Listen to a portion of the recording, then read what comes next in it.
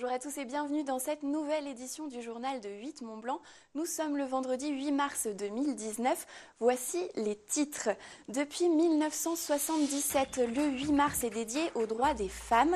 Une journée internationale qui célèbre les avancées dans ce domaine. À cette occasion, Juliette Vincent-Seigné a rencontré la première femme pilote de bateau sur le lac du Bourget. Métier d'homme, métier de femme, une distinction qui tend de plus en plus à disparaître. Reportage à suivre. Et puis Piquège, petit village du Beaufortin, s'inquiète pour son église. L'édifice datant du XVIIe siècle doit être rénové. Le coût des travaux est estimé à 120 000 €. Pour les financer, la commune a ouvert une cagnotte en ligne. On commence donc avec un focus sur une femme capitaine. Ségolène Villamor est devenue dans les années 1990 la première femme pilote d'embarcation touristique sur le lac du Bourget, un métier alors majoritairement réservé aux hommes. Elle est aujourd'hui directrice d'exploitation de la compagnie des bateaux des lacs du Bourget et d'Annecy. Rencontre signée Juliette Vincent-Seigné. Ancienne monitrice de ski, Ségolène ne s'imaginait pas se retrouver un jour derrière la barre. Pas très scolaire comme elle se définit, elle a traversé différentes étapes pour arriver ici. Il faut savoir que je suis rentrée comme plongeuse à dire bonjour aux assiettes et maintenant je suis directrice opérationnelle des deux compagnies des deux lacs, de la compagnie d'Annecy et la compagnie des bateaux du lac du Bourget. Donc avec de la volonté, on peut y arriver. Pour passer son brevet de pilotage, la capitaine a menti sur la profession de ses parents pour prouver qu'une femme pouvait aussi être à la hauteur de cette mission. Il faut savoir qu'à l'époque, c'est nous-mêmes qui faisions les pleins, c'est-à-dire qu'il fallait tirer les tuyaux. Maintenant, ce sont des camions qui font les pleins des bateaux.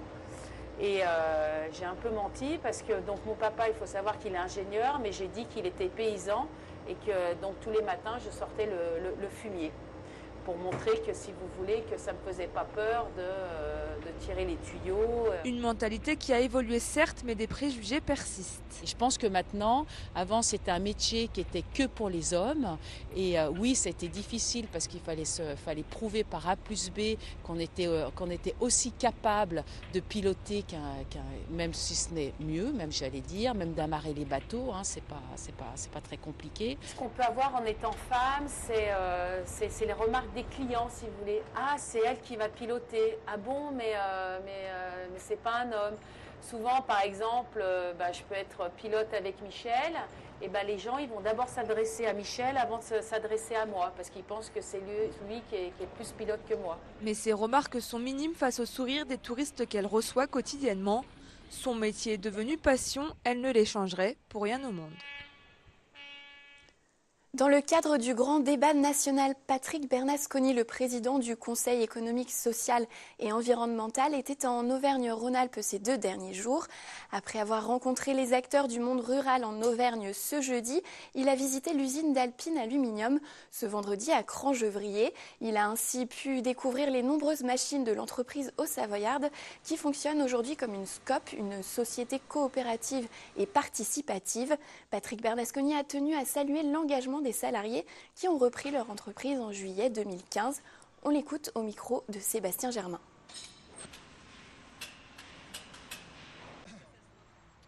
C'est une entreprise particulière dans laquelle on a vu les ouvriers reprendre leur destinée en main à travers ce régime particulier des SCOP. Ils sont, j'ai bien compris, à la croisée des chemins. Il faut qu'ils trouvent des solutions et écouter leurs problèmes, leurs problématiques, les enjeux pour cette entreprise. Pour une institution comme la nôtre, c'est évidemment extrêmement important parce que demain, on a des avis à rendre. On a des avis à rendre dans le domaine industriel, dans le domaine économique.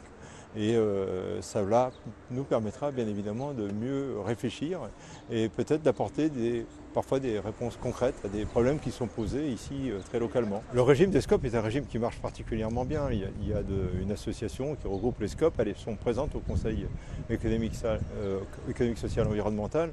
C'est une réponse particulière, bien sûr, des fois à un problème donné ou à une volonté des salariés de prendre leur destinée en main ou à un chef d'entreprise qui veut trouver une solution, par exemple, pour transférer ou transmettre son entreprise à un moment donné ou autre. Oui, c'est une solution évidemment économique qui a démontré complètement sa faisabilité et son opérabilité.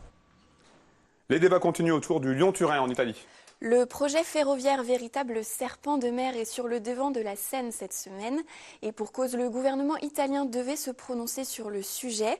Ce jeudi, le chef du gouvernement Giuseppe Conte a ainsi appelé à la révision du projet. S'il n'a pas demandé son annulation, il a exprimé ses doutes sur l'utilité de cette liaison ferroviaire pour son pays.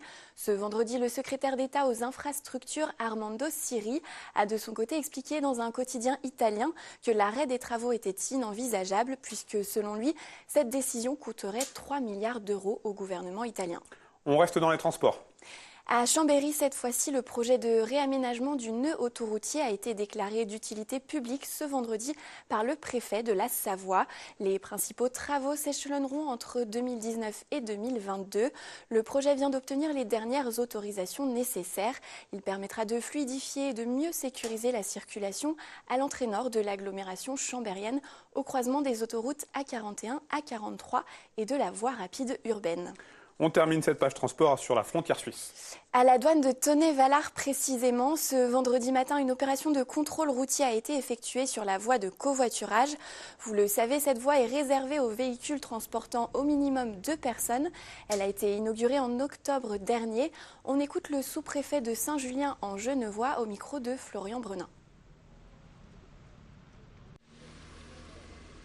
Notre volonté, c'est qu'il y ait de plus en plus de personnes qui passent sur cette voie en faisant du covoiturage. Donc l'objectif, il est double. C'est à la fois faire un peu de répression pour ceux qui sont incivils et qui prennent cette voie alors qu'ils sont seuls, mais en même temps, c'est de promouvoir le covoiturage en montrant que ceux qui passent de ce côté, eh bien, ils gagnent du temps.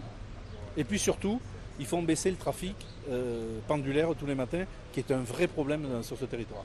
On accepte l'idée que ce soit le parent et son fils. Voilà, l'idée c'est que les gens se regroupent. Les gens se regroupent et qu'en partant le matin, aujourd'hui, ils commencent à réfléchir à l'idée que peut-être leurs voisins qui travaillent au même endroit ou à côté pourraient peut-être partir avec eux. Alors sur un plan environnemental, bien entendu, c'est fondamental. C'est-à-dire que ça vient en complémentarité des autres mesures que nous prenons, qui sont celles des transports publics, qui sont celles de la volonté de faire baisser les taux de CO2, etc. Toutes ces mesures qui sont prises, plus on va aller vers le covoiturage, moins il y aura de véhicules sur les routes, moins il y aura d'émissions, et donc plus ce sera intéressant pour la planète et pour l'environnement. Une belle initiative pour continuer ce journal. À Caige, en Savoie, l'église Sainte-Agathe fait la fierté de ses 850 habitants. Construit en 1674, l'édifice commence à se détériorer. La commune a lancé une cagnotte en ligne afin de financer des travaux de rénovation. À ce stade, plus de 21 000 € ont été récoltés. Reportage de Juliette Vincent-Seigné. Dans la vallée du Beaufortin, les 4 cloches de l'église du village de Caige résonnent. À l'intérieur de l'édifice, toute la beauté de l'art baroque, dorures, peintures murales anges et le retable du martyr Sainte-Agathe. Sainte-Agathe est protectrice des jeunes mamans, des nourrices et du feu, puisqu'elle a eu les seins arrachés, donc elle protège les mamans et elle les nourrice. Et le feu, puisque à un moment donné, l'Etna était en éruption, ils ont mis un suaire de Sainte-Agathe et donc elle protège aussi des incendies. Mais l'église commence à s'abîmer et aurait besoin d'un rafraîchissement. Certains travaux ont déjà été réalisés. Les habitants se mobilisent comme Émile, enfant du village. Du fait qu'il y a beaucoup de gens qui visitent ce clocher, le plancher est en très mauvais état, donc on a décidé, avec les bénévoles, on a décidé de refaire le plancher. Tout au moins en partie pour accueillir le public. Pour aller encore plus loin dans la rénovation, la commune a lancé un appel aux dons sur Internet. Ça va servir à mettre en valeur cette église sur les extérieurs, revoir les crépis, les marquises, les protections, revoir l'éclairage intérieur, revoir l'accès au clocher et mettre en valeur les cloches, la charpente qui est d'origine, qui a bientôt 400 ans, la charpente de la nef, tout ça pour environ 200 000 €. Avec la cagnotte, le maire espère obtenir 60 000 € de dons. Il promet que tout donateur à hauteur de 50 € se verra offrir une visite privée de l'édifice avec les anciens du village.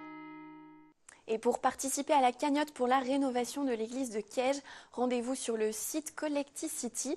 Vous pouvez également contacter directement la mairie de Caige. Une dernière information avant de refermer ce journal, la pêche ouvre pour la saison ce samedi 9 mars. Il s'agit de la pêche en cours d'eau de première catégorie. Des centaines de truites ont été lâchées dans les rivières. Un rendez-vous très attendu par les passionnés. On se quitte avec ces images de pêche justement. C'est la fin de cette édition. Merci pour votre fidélité à 8 Mont Blanc. Merci à toute l'équipe. Seb, je te laisse conclure. Je vous retrouve lundi pour un nouveau journal. Passez un délicieux week-end et à bientôt.